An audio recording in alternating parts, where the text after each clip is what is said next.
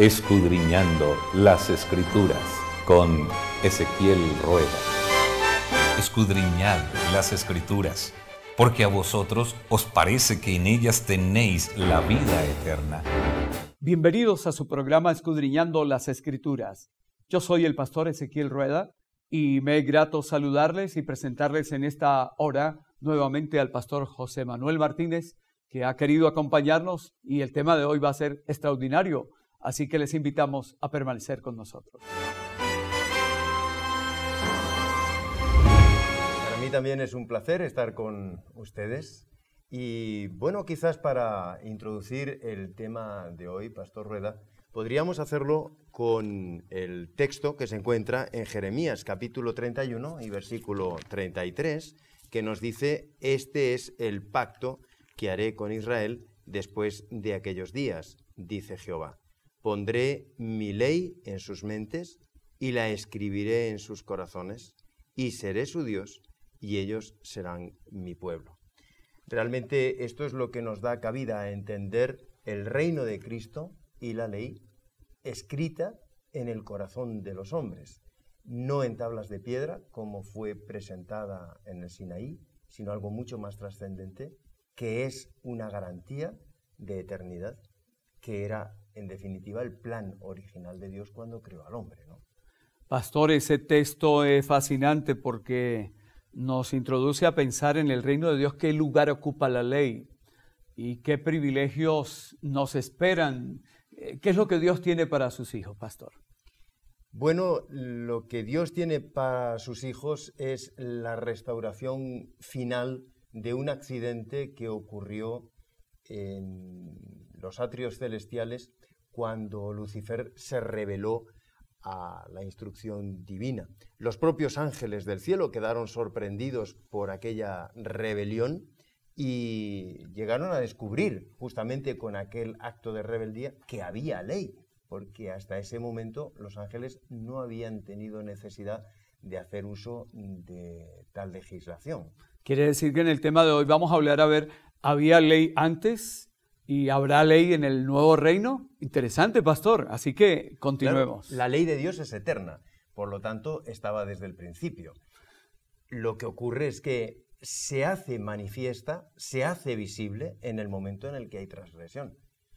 Las consecuencias de la aplicación de la ley son la muerte, precisamente como resultado de la transgresión. Pero hasta que hay transgresión no hay conocimiento de la ley, porque no es necesario ponerla delante de todo el escenario de la creación. Pastor Martínez, pues me hace recordar en este recorrido de Cristo y la ley que se afirmaba que los 10 mandamientos son antes del pecado y definen qué es el pecado.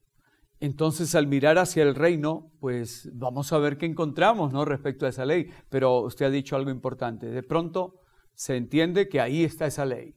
Y yo pienso que en el mundo natural también podríamos ilustrarlo, ¿cierto, pastor? Claro. Nosotros nos encontramos con que Adán y Eva son los designados para ser la máxima autoridad en la tierra. Mayordomos. Los mayordomos.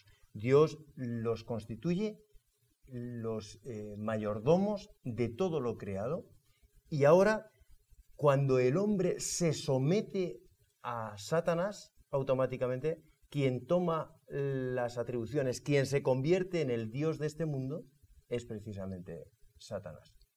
A partir de aquí, todo se distorsiona, y a partir de este momento, Dios tiene que establecer quién es realmente el auténtico legislador y cuál es la ley que legisla al universo. La ley que legisla al universo, sin lugar a dudas, es una ley de amor.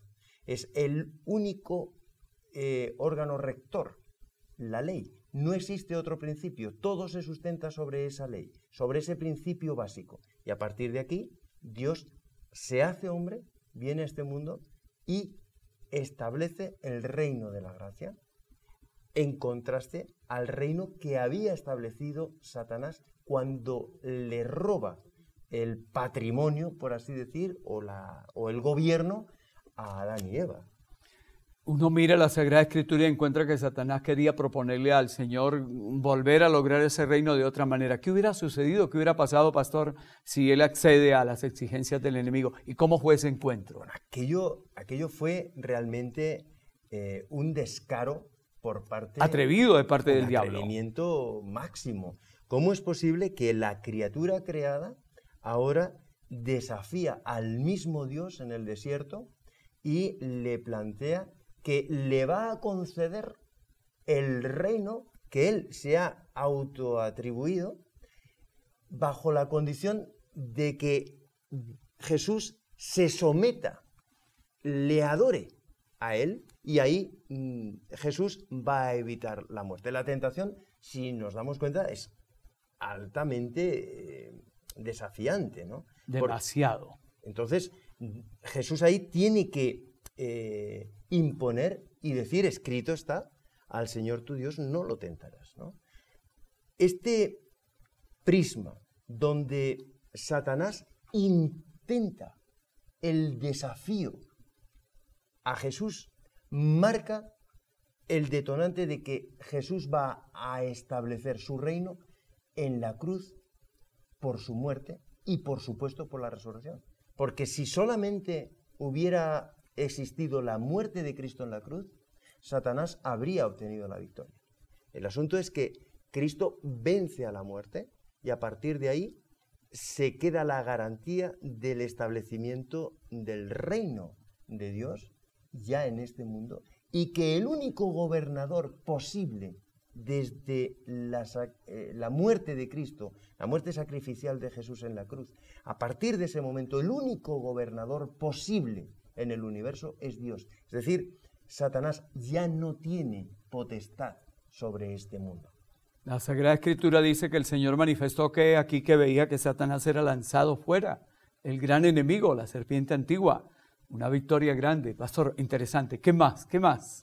Bueno, dentro de este escenario nosotros nos encontramos que el establecimiento del reino de Dios, que ya queda descrito en el sueño de Nabucodonosor de Daniel 2, un sueño que además es extraordinariamente interesante porque es el rey de Babilonia. Y veíamos en un tema anterior que Babilonia significa confusión. Ahora este rey, Nabucodonosor, tiene un sueño y Daniel es el que va a interpretar el sueño. Y este joven hebreo llega a decirle al rey: el sueño que usted ha tenido no se lo puede interpretar nadie, ningún ser, ni dioses humanos, ni sabios, ni adivinos, ni magos, nadie lo puede revelar. Pero hay un Dios en los cielos que sí que revela todos los secretos. Y a partir de aquí va a describir una imagen, una escena tremenda, una gigantesca estatua, que va a describir las secuencias de los reyes de este mundo, y que en el tiempo de estos reyes, dice en Daniel 2, el rey del cielo establecerá un reino que nunca jamás será quitado. Ese reino se establece aquí en la tierra con la primera venida de Jesús, cuando Jesús, estando predicando, estando haciendo milagros, llega a decir: el reino de los cielos se ha acercado. A partir de aquí nosotros tenemos la garantía de el reino de la gracia. Y esto es maravilloso. Es decir, nosotros tenemos la absoluta y total garantía de la victoria gracias a que Cristo venció, primero, las tentaciones. Segundo, el Getsemaní. Tercero, la cruz del Calvario, el Gólgota. Y cuarto, la propia muerte. Y Él tiene las llaves sobre la muerte. Con lo cual, yo como cristiano, como creyente, como seguidor de Jesús, tengo la absoluta garantía de que voy a heredar el reino de la gracia en su dimensión eterna. Es decir, donde ya no va a haber más muerte, porque la muerte es la paga del pecado. Es decir, es la consecuencia de haber transgredido la ley de Dios. En este mundo nosotros hemos sido víctimas de la transgresión de la ley de Dios a consecuencia de que el pecado se ha hecho más fuerte que nuestra capacidad de obedecer. Pero una vez que nosotros llegamos a los pies de Cristo, una vez que nosotros aceptamos su gracia y se produce el principio del arrepentimiento, el don del arrepentimiento, se produce el don del perdón. Primero, la aceptación del perdón de Dios. Segundo, el perdón a mí mismo. Tercero, el perdón a mi semejante.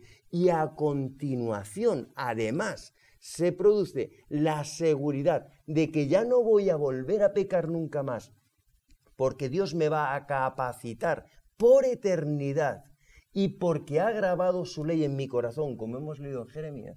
A partir de aquí, yo puedo caminar viviendo la experiencia, como decíamos fuera de antena, que en realidad yo ya estoy disfrutando y gozando de la eternidad en la dimensión del reino de Dios, ¿no? Pastor, esto es realmente buenas noticias. Excelente, Nos es el alientan, Evangelio. la esperanza, y eso son las buenas nuevas.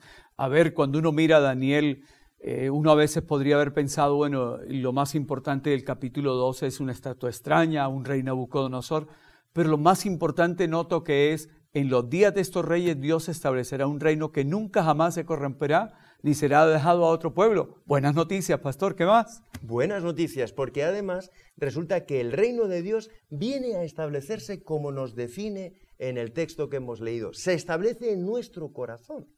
Es decir, quien ahora mora en nosotros es Cristo. Por esto el apóstol Pablo nos recuerda en 1 Corintios capítulo 3 con una pregunta: ¿o no sabéis que vuestro cuerpo es templo del Espíritu Santo?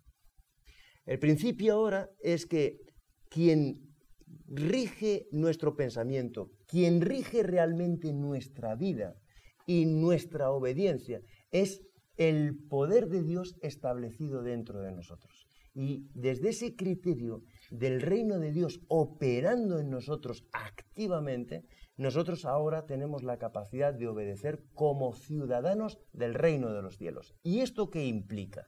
Esto implica que nosotros no podemos tener una doble ciudadanía. Esto es importante que lo entendamos. Pastor, sí, porque hay naciones que nos permiten doble ciudadanía. Claro, yo como español puedo optar a tener la doble ciudadanía. Puedo optar a la ciudadanía colombiana y doble nacionalidad con mi ciudadanía española. ¿Y en el reino de Dios permitido o no permitido, pastor? Pero en el reino de los cielos no, porque nosotros aquí somos extranjeros, somos peregrinos, somos advenedizos. Es decir, estamos en un territorio extraño que está manchado y contaminado por el pecado. Si nosotros aceptamos que somos hijos de este mundo, entonces somos hijos de las tinieblas, donde quien se hizo el Dios de este mundo es Satanás.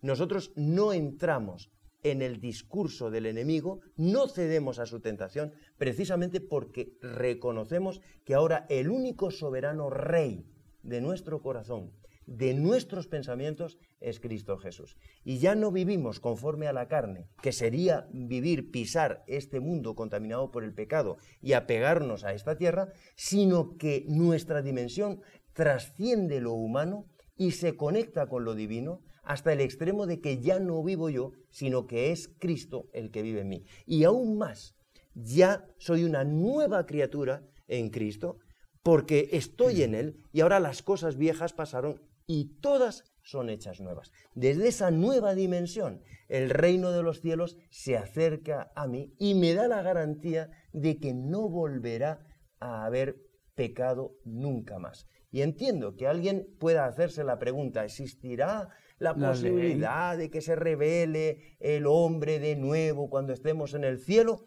Bueno, este discurso queda abierto. El debate podríamos entrar en él y hacer bibliaficción tanto como nosotros queramos. Y podríamos hacer un análisis antropológico de si el hombre volverá o no volverá a pecar. Pero lo que está claro es que Dios, en su preconocimiento del ser humano, sabe que no volverá a existir porque ha impreso su ley en el corazón del hombre. Y el hombre que acepta a Cristo como su Salvador personal, el hombre que se deja sellar la ley de Dios en su corazón, está implícitamente aceptando que no va a existir ninguna posibilidad de darle cabida al pecado. ¿Por qué? porque el órgano rector en la mente del creyente ahora es el amor de Dios. Y en la eternidad es el único principio rector, el amor de Dios, por encima de todas las cosas. Pastor, qué emocionante. Yo suspiro por ese reino. Amén. Y lo hermoso es saber que la presencia de Cristo en mi vida es el comienzo de la vida eterna, es el comienzo de ese reino. Y que por esa gracia y por ese poder del Señor, un día podré estar con Él. Pastor, en este tema del reino de Cristo y de la ley, estos son muy buenas noticias. Excelente. Qué bueno. Y saber que el mal no se levantará otra vez, porque lo que nos ofrece es una eternidad con Él. Así que fuera con la muerte, el pecado que la originó desaparece y ahora la ley escrita dentro de nosotros, pastor. Es cierto que la muerte es una realidad, aunque estamos frente a la eternidad, pero la muerte es un sueño. Y como el apóstol Pablo lo describe dentro de ese gran misterio, un pestañeo, la muerte es el visitante extraño para el que vive, pero para el que muere en el Señor, el tiempo no pasa. Es verdad que los muertos nada saben, pero será un instante. Pero interesante, pastor, después de 5.000, 6.000 años de haber muerto Adán, levantarse, no hay tiempo ahí, ¿no? Hace un instante. Así es, afortunadamente. Es maravilloso saber que tenemos un Dios que nos ama y nos ama desde una dimensión de justicia, porque es un amor justo. Pastor, yo creo que lo que nos resta decir es, quiero, deseo, invito a otros a que se comprometan con ese reino del Señor. Bueno, yo lo que deseo y anhelo con todas las fuerzas de mi corazón es que todos los que hoy estamos conectados a este programa podamos fundirnos en un abrazo en la tierra prometida con Jesús y con cada uno de nuestros seres amados. Que ninguno faltemos a la cita es mi más profundo deseo para todos y cada uno de nosotros. Amén, pastor, que así sea. Amén. Pastor José Manuel Martínez, ¿verdad? Muchas gracias. Un privilegio. Nos ha permitido vivir un tema emocionante y un anhelo intenso de prepararnos para ese reino. Amén. A ustedes que nos acompañan, no pierdan cada semana este encuentro con el fascinante mundo de la palabra de Dios. Este es su programa, Escudriñando las Escrituras, y yo soy el pastor Ezequiel Rueda. Bendiciones.